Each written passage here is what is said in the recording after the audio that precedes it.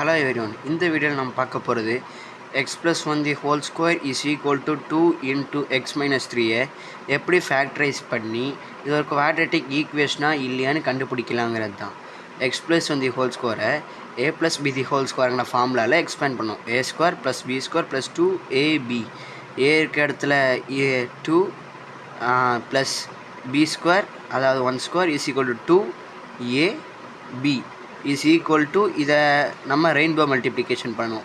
2 into x 2x plus into minus minus 3 into 2 6 வந்துருச்சா.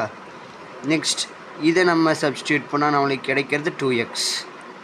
அதுக்கப்புறம் is equal to இந்த equation இதை அந்த பக்கம் எடுத்துகிட்டு போனால் இது மைனஸ் ஆகும், இது ப்ளஸ் ஆகும்.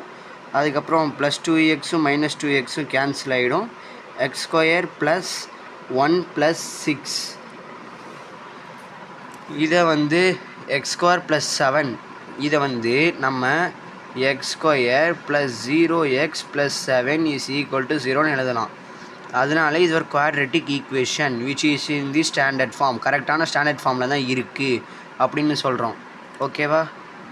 இதில் ஒன்றுக்கு எக்ஸ் ஸ்கொயருங்கிற டேர்ம் வந்துச்சுன்னா அப்போவுமே நம்ம ஈஸியாக சொல்லலாம் அது ஒரு குவாட்ரேட்டிக் ஈக்குவேஷன் தானே. எக்ஸ் ஸ்கொயர் டேர்ம் இல்லை, எக்ஸ் டேர்ம் இருக்குது, கான்ஸ்டன்ட் இருக்குது, அப்படின்னா அது குவாட்ரேட்டிக் ஈக்குவேஷன் கிடையாது. எக்ஸ் ஸ்கொயருங்கிற டேர்ம் அதுக்கு இருக்கணும், இருந்தாலே அது குவாட்ரேட்டிக் ஈக்குவேஷன் தான். தேங்க்யூ.